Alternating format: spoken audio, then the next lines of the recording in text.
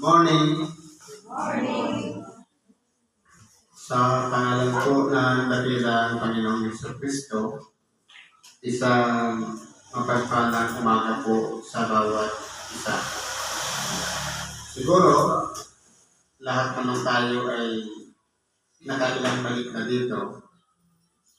Wala namang baguhan. Kaya, focus na agad tayo dito sa tema ngayon. Ang unang aralin ayon sa sulat ni Apostol Pablo kay Tito sa Kapitulo 3, versikulo 1 hanggang sa 7.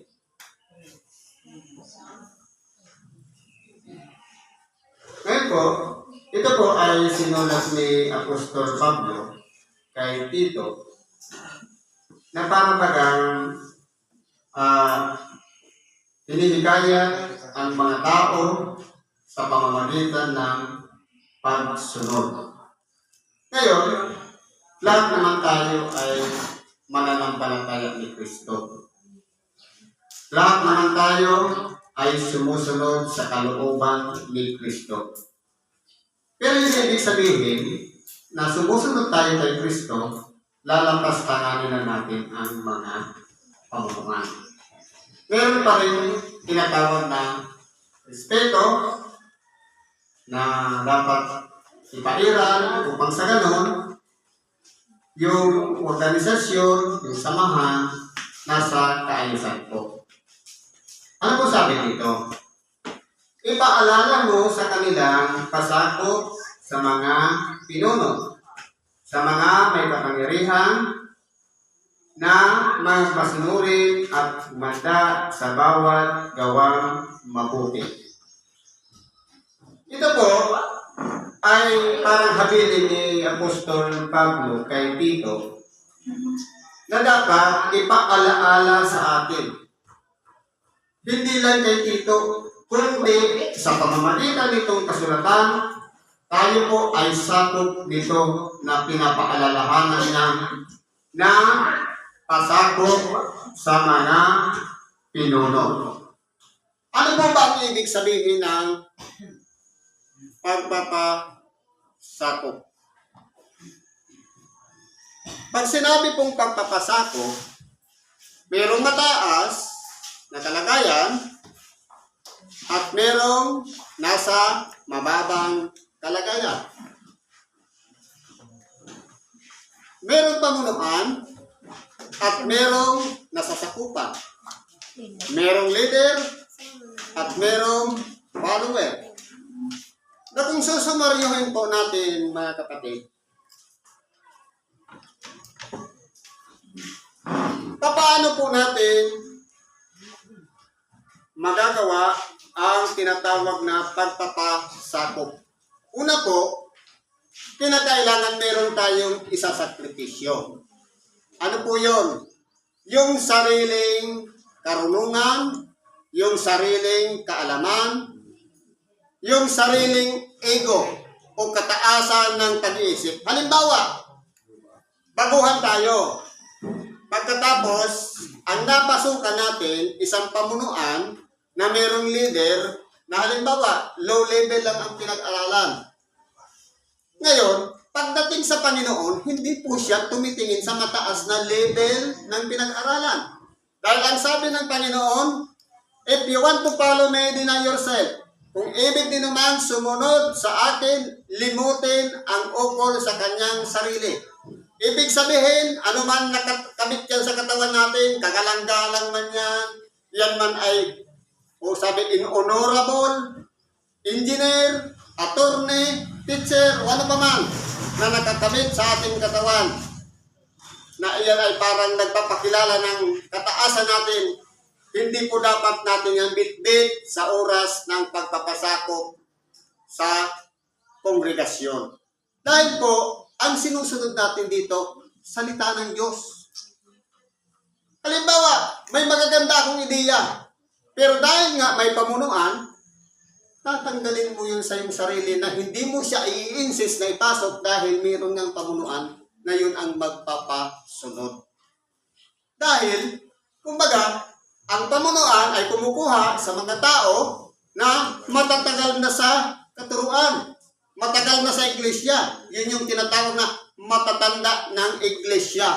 Kaya ipinagkakaloob sa kanila ang pamamahala o pamumuno sapagkat sanay na sila sa kung ano-ano bang mga gusot, mga problema, mga kinakaharap na mga suliranin nung nakaraan.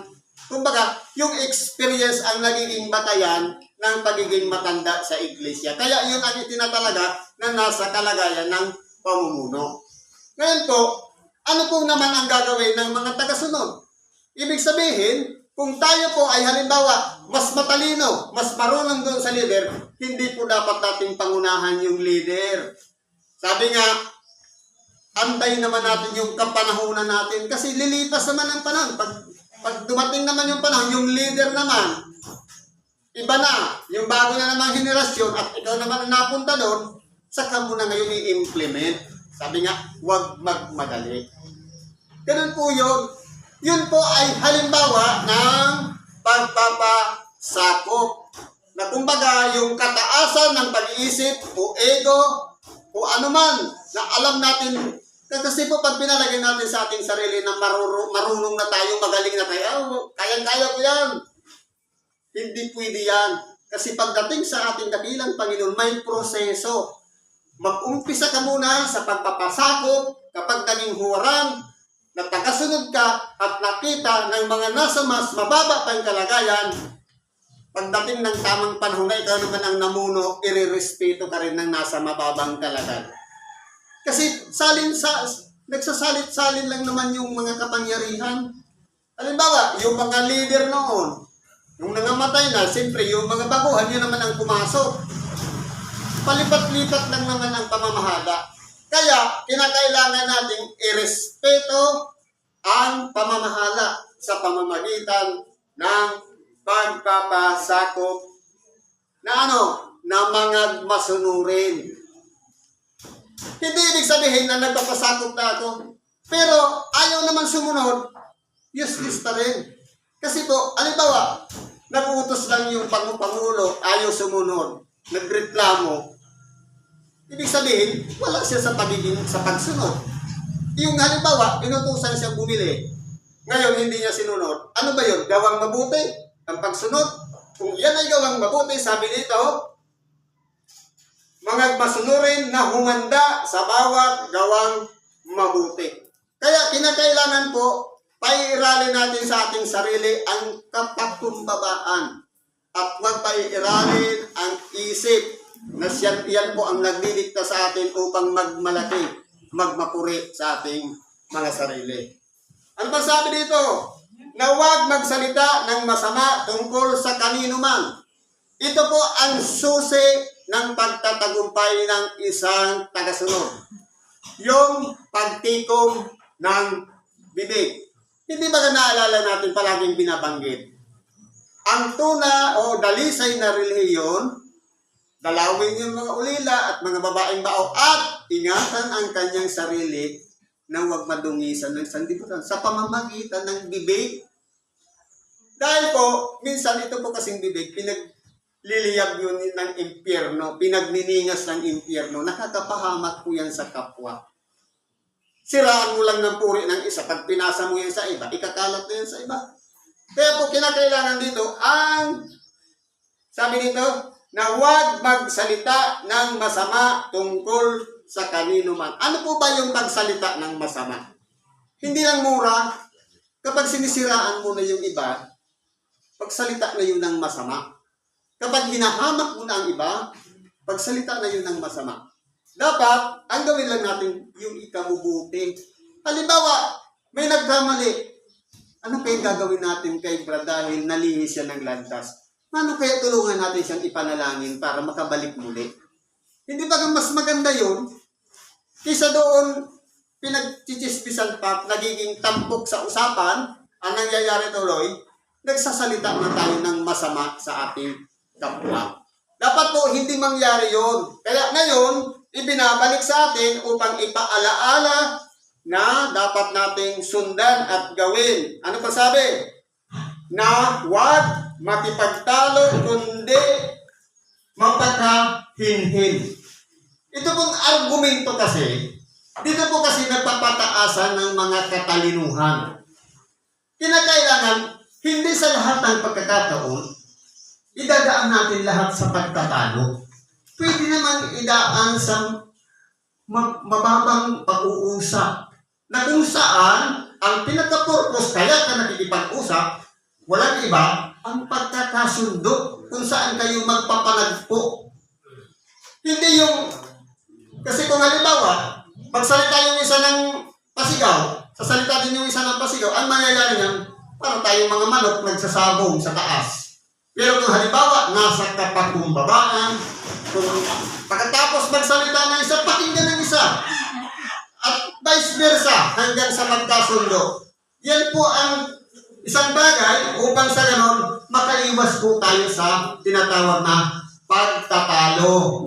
Kasi po, ego po ang pinag-uusapan yan. Ayaw ibaba ang sarili, kundi mapakahinhin. Sabi, babae lang daw ang mahinhin. Dahil palaging tahimik. Pero sa totoo lang po, ang pagpakahinhin, walang iba, magnilay-nilay ka na lang sa sarili mo at sa Panginoon. Humingi ka ng tulong na baka gabayan tayo na ipanalangin na lang ang lahat ng mga tao na pinagmumulan ng mga hindi pagkakasundo-sundo. Na pangunahan ng Espiritu Santo at huwag ang sariling kalooban. Ano bang sabi dito? At magpakahinahon sa lahat ng mga tao. Maging kalmante. Halimbawa, nakarinig ka ng isang salita, na-trigger ka. Sabi dito, magpakahinahon. Kalmado ka lang. Easy. Huwag kang high. Huwag kang sasagot agad. Sabi nga ni Apostol Santiago, magmaliksi ang bawat isa sa pakikinig, magmatupad sa pagsasalita. Okay lang. Pakinggan mo lang ng pakinggan. I-absorb mo lang i-absorb. Huwag kang sasabad o sasagot. Dahil kapag ginawa yun, ang mangyayari dyan, iiral yung galit. Sapagkat ang galit ng tao ay walang mapapakinabang. Mapapasama lang ang ating kalagayan kapag pinairal natin yung bigla ang pagsasalita at pagalit pa, makakapahamak po tayo. At unang-una, sarili natin. Sabi dito, sapagkat tayo rin naman ng unang panahon ay mga mangmang, mga suwain, mga nadaya, mga nagsisipaglingkod sa sari-saring masamang kita at kalayawan, na nangamumuhay sa masamang akala at kaparagbilian, mga napupuot at tayo'y nangakapupuotan. Na kung titingnan po natin, parang sumpa. Hindi po dapat tayo magmalaki, magmapurik sa ating sarili na tayo'y malilinis na tayo'y matutuwid na. Kaya nang sinasabi, walang matuwid, wala kahit isa. Kaya na itinuturo sa atin ng araw-araw manalangin para magkapaghingi ng tawad sa Panginoon. At bago naman tayo pagawalan ng Panginoon, magpatawad din tayo sa ating kapwa. Proseso yan ang naman namin. Kaya po, kung sa bagay na ito, na kung maalaala natin na dati ginagawa natin ang mga ito para tayong sinusumbatan na huwag magmalaki, huwag magmalinis. Sapagkat, dati naman ginagawa natin ng mga mangmang pa tayo. Ano mga ito? Noong unang panahon ay mga mangmang, mga suwail. Totoo po, hindi naman tayo para sunod o masuwail tayo. Kaya tayo tinatawag ng mga suwail, mga nadaya. Minsan nabibiktima tayo ng akala natin tama na, yung pala mali. Hindi ba gan? Yun ang mga sabi na daya, mga nagsisipaglingkod sa sari-saring masamang pita. Hindi ba gan? Palipat-lipat tayo ng sekta o kung ano-ano ang mga pananampalataya natin. Hindi consistent. Minsan sisimba, minsan hindi. Ngayon, nandito na tayo. Tinuturuan tayo dito sa tinatawag na pagpapasakop o pagsunod. Sapagkat ang pinaka-purpose ko, bakit ito ipinapaalaala ni Apostol Pablo? Para po yung isang katawan na magkakaugnay-ugnay, gumawa siya ang pinakauno lang ng ating dakilang Panginoon. Ang purpose dito, pagkakaisa, unity, na kinakailangan, yun ang pinaka-target binanggit ng bawat isa sa atin dahil kung may susuway yan at palayo doon sa leader at hindi na nagpapasakop, ibig sabihin niyan may sariling gobyerno na rin sa magiging dalawa na yung gobyerno o pamamahala. Kaya para maging unite lang, magkaroon ng pagkakaisa, magpasakop lang para isa lang ang direksyon kung ano ang papuntahan ng pamamahala ng isang leader, sama-sama tayo doon. Kaya kung yan ay papunta doon sa buhay na walang hanggan, yun ang tatargetin natin, buhay na walang hanggan. Kaso, marami ba kung requirements bago ka makarating doon? Kinakailangan mo pang ganasin ang lahat na kung saan una nang dinanas ng ating dakilang Panginoon. Yung minsan, ikakaila tayo na tayo lingkod ng Diyos, minsan aalimurahin tayo, minsan tutuyain tayo, paparatangan tayo. Lahat ng yan ay mangyayari dahil nakasunod tayo kay Kristo. Anumang bagay o dinanas ng ating dakilang Panginoon, dadanasin din ng mga tagasunod niya. Kaya huwag tayong pagkakalmante na okay lang ako. Sila brad lang na may problema, hindi. Isang katawan tayo, dapat magtulungan tayo sa pamamagitan ng mga bagay-bagay na kung saan may maipapayo tayo sa ating kapwa para matulungan. Lalong-lalo na, iba kasi ang kalagayan ng nasa sitwasyon kaysa sa wala sa sitwasyon. Nakakapag-advise ng mabuti. Ano ba sabi dito? Ngunit, nang mahayag na ang kagandahang loob ng Diyos na ating tagapagligtas at ang kanyang pag-ibig sa tao, na hindi dahil sa mga gawa ng katwiran na ginawa nating sarili, kundi ayon sa kanyang kaawan ay kanyang iniligtas tayo sa pamamagitan ng pagbubugas ng muling kapanganakan at pagbabago ng Espiritu Santo. Dati, masuwayin tayo, nagkakaputan tayo, nagkatalo-talo tayo. Ngayon, nung tinawag tayo ni Kristo, bagamat ibang tao ang nagyaya sa atin mapunta sa lugar na ito, yun po ang tawag doon, kagandahang loob. Kahabagan na galing sa isang mababang kalagayan, tayo'y makasalanan, parang isang tasa, pinggan o isang bagay na mahalaga, na napulot pagkatapos hinugasan, nilinisan, para pakinabangan. At ito tayo ngayon. Galing lahat tayo sa maruming kalagayan. Kinahabagan lang tayo. Kaya hindi pwedeng sabihin, sabi dito, na hindi dahil sa gawa ng katwir na ginawa nating sarili. Hindi po dapat natin ipagmalaki na ang accomplishment ko kanay marami na akong nahikayat, marami na akong naibanghilyuhan. No, hindi po dapat natin yan sasabihin. Dahil ang umiiral po sa atin, hindi yung sarili natin, kaya tayo gumagawa at kumikilos na pabalik-balik sa templo, nangangaral ng Ebanghelyo, namamahala sa templo, at kung ano-ano pa man.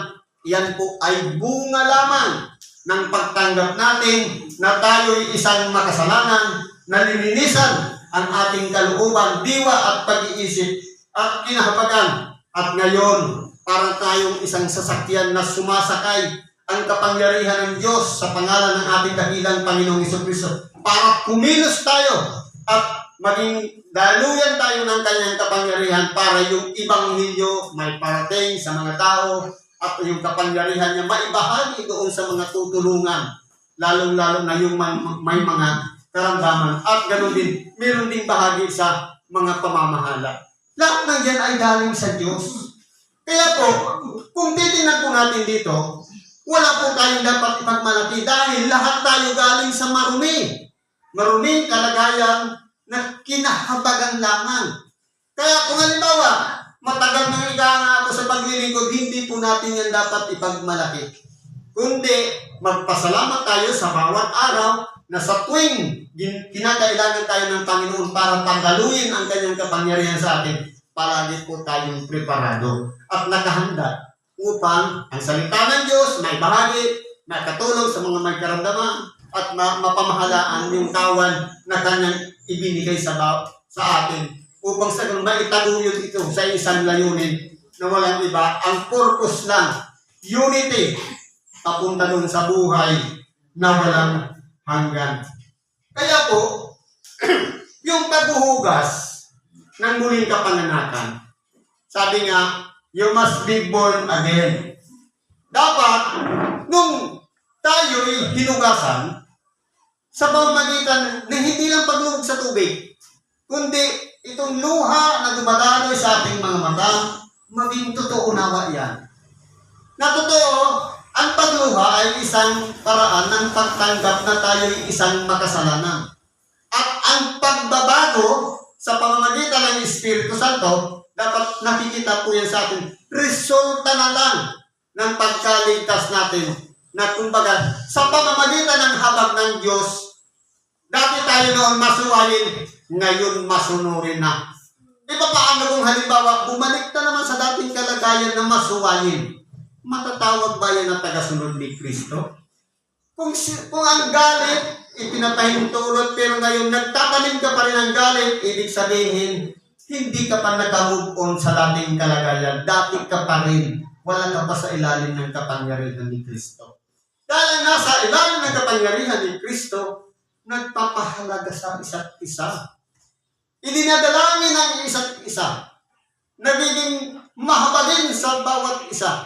At higit sa lahat, unang-una, umiiral ang pag-ibig. Wala kang kaaway, wala kang kakampi, wala kang katalo. Lahat ay kasundo mo sa makatuwid. Yan ay pinangungunahan ng kapangyarihan ng Espiritu Santo. Sampol na lang, hindi ba mga alagad ng ating dakilan pang iba-ibang panahon? Meron sa 12 alagad, meron mga baguhan na mula naman sa pangangaral ni Apostol Pablo. Bakit sila nagkakasundo-sundo? Dahil sa isang kapangyarihan, ang kapangyarihan ng Espiritu Santo ang nangunguna sa kanila.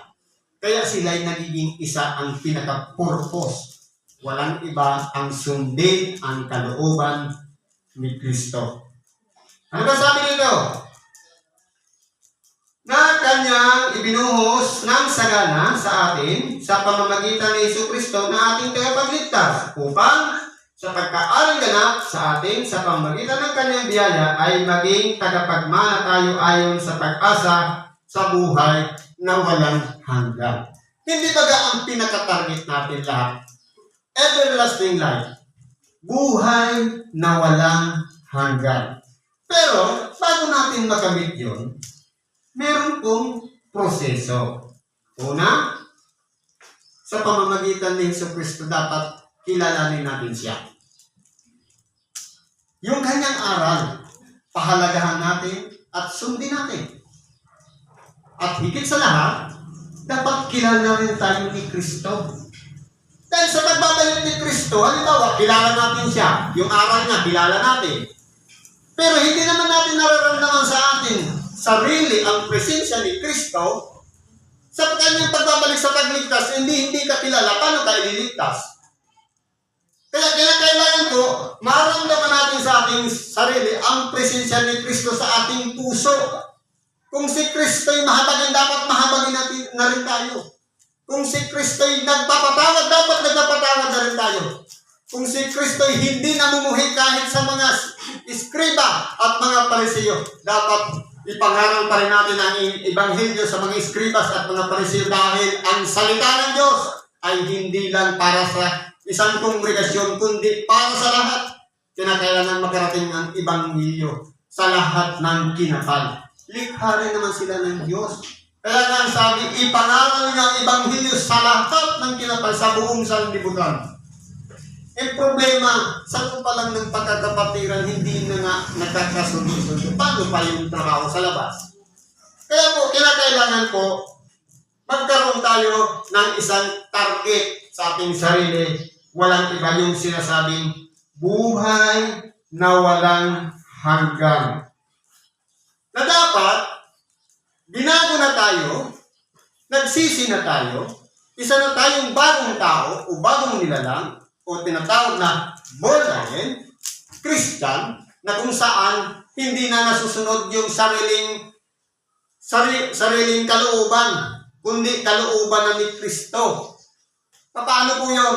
Pag kalooban kasi natin sarili, ay hindi ako pupunta doon, mainit. Ay hindi ako pupunta, hindi ako sisimba, maulan. Ay hindi ako sisimba, hindi ko naman torno. Hindi ibig sabihin, hindi mo wala ka ng tungkulin. Pagpapasako po yun. Kaya kung halimbawa, nandito tayo sa pagsunod, dapat ang targetin naman natin sa kasusunod ng kasusunod ng kasusunod ang pagkaaring ganap. Yung i-justify tayo na tayo ay matutuwid na sa pamamagitan ng awa ng ating dakilang Panginoon. Huwag sa ating sarili. Kaya hindi po dapat nagmumula sa ating bibig na sasabihin natin, ay, matuwid na ako, mabuti na ako. No. Kundi, yan po ay tanungin natin ang ating kapwa. Okay na ba ako? Pwede na ba ako? Ano ba dapat kong baguhin sa sarili ko? Gawin natin salamin yung katabi natin. Nang sa ganun malaman natin kung ano pa ang mga bagay na dapat natin baguhin alang-alang lang sa pagiging ganap. Kasi ang purpose doon, perfection. Kung dito pa lang sa ibabaw ng lupa hanggang sa namatay na lang, hindi pa na-perfect ang buhay, useless ang buhay na wala hanggang na pinaka-aasam-asam. Kaya kinakailangan gawin natin perfecto ang buhay, hindi sa pamamagitan ng sarili nating mga gawa, kundi sa pamamagitan ng habag ng Diyos. Upang, sabi nga, walang sino mang lamang ang magmapuri o magmalaki. Na marami ka na akong nagawa, marami akong accomplishment, marami akong napagaling, marami akong napangaralan. Hindi po dapat yan umiiral sa bibig ng isang tagasunod ni Kristo, kundi nasa pagpapasakop pa rin sa kanyang kalooban. Kaya hayaan natin yung namumuno na siyang nag-i-exist ang manguna at hindi tayo na mga tagasunod lamang. Siguro hanggang dito na lang pakikibahagi natin sa oras na ito. Salamat po sa Diyos at anuman po ang ating mga kahilingan, karaingan, idulog po natin yan lahat sa Diyos at ipagkalog nawa sa ngalan ni Kristo at isang magandang umaga sa bawat isa.